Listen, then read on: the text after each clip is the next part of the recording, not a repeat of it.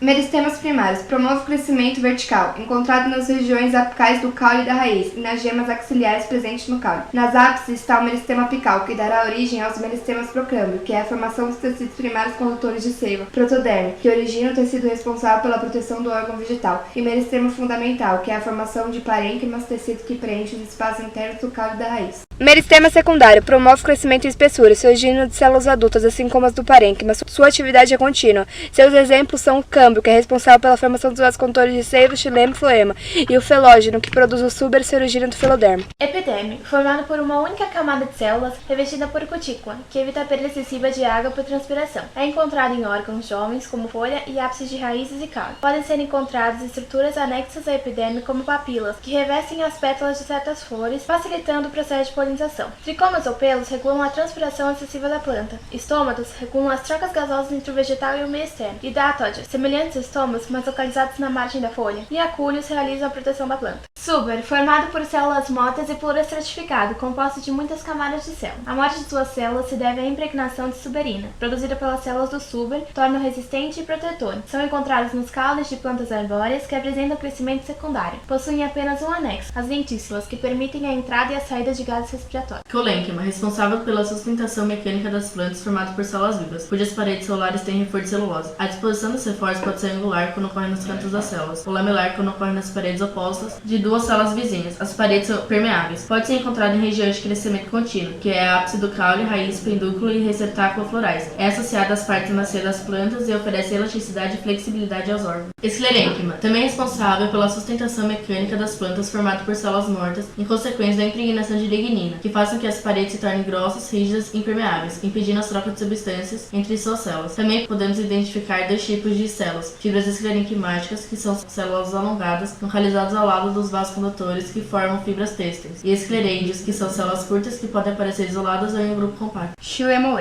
responsável pela condução de água e sais minerais, que é a seiva bruta, das raízes até o ápice da planta. Constituído por células mortas impregnadas por lignina e reforçadas com celulose. Os elementos do vaso e os traqueídeos são células condutoras. As fibras ou esclerênquima dão sustentação e as células do parênquima preenchem os espaços internos. Floema.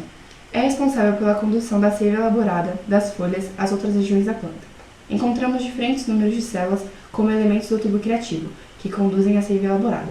Células companheiras, que regulam o metabolismo dos elementos de tubo criativo, e fibras de esclerênquima, sustentação de todo o floema.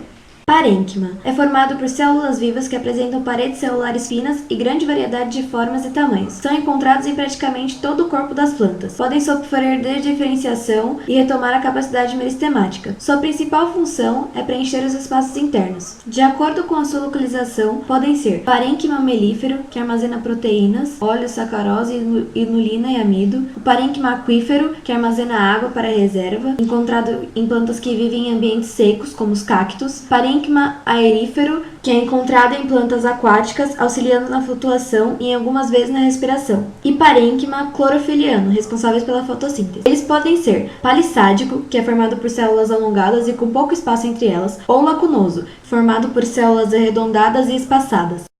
Raiz é o órgão responsável pela fixação e absorção de água e nutrientes do solo. Em sua organização geral, possui uma região denominada colo, local de contato entre a raiz e o caule. Região de ramificação, que é formada pelas raízes secundárias que fornecem fixação. Região pilífera, formada por pelos que são responsáveis pela absorção de água e sais minerais. E o ápice, que é responsável pela formação de todos os tecidos radiculares. Suas modificações são tuberosa, armazena os nutrientes como amido. Adventícia, origina-se do caule ou da folha. Respiratória, possui pneumatóides que auxiliam as trocas gasosas. Escora, auxilia a sustentação das plantas. Sugadora, suga a seiva das plantas hospedeiras. E estragulante, que se envolve no caule de outra planta. Caule, órgão responsável pela função de sustentação e comunicação entre folhas e raízes. É dividido em aéreo e subterrâneo. Apresentam gemas apicais, onde se encontram tecidos meristemáticos, e gemas laterais, que são responsáveis pela formação de ramos laterais ou galhos. Possui um anexo chamado lentículas, que são poros que permitem as trocas gasosas. Os 4 padrões do caule são tronco, que é um caule lenhoso de grande porte e resistente, estipe, que é cilíndrico e resistente, colmo, que é dividido em segmentos, e haste, que é flexível e realiza a fotossíntese. Suas modificações são rizoma, que cresce abaixo do solo, tubérculo, que armazena substâncias como o amido, espinho, que protege a planta, bulbo, que reserva nutrientes, gavinha, que desenvolve-se em forma de mola e auxilia a fixação, estolho, que pode enraizar e formar novas mudas, e cladódio, que reserva água. Folha, órgão que realiza fotossíntese, transpiração e a troca gasosa. Gutação é um fenômeno que perde a água na forma líquida. A organização externa é o limbo, que na superfície da exposição à luz solar pode variar de forma e tamanho. Pecíolo é a ligação entre o limbo e o caule. Bainha é a expansão que se prende ao caule. Estípulas é apêndice nas bases das folhas. São consideradas simples quando o limbo é uma única peça e composta quando o limbo é subdividido em folíolo. Modificações foliares. Brácteas é o que protege flores e frutos. Espinhos diminui a taxa de transpiração da planta, adaptando-a a ambientes com restrições de água. Pétalas é a apresentação de cores fortes e aromas intensos, que atraem os agentes polinizadores. E as sépulas é o que protege os botões florais.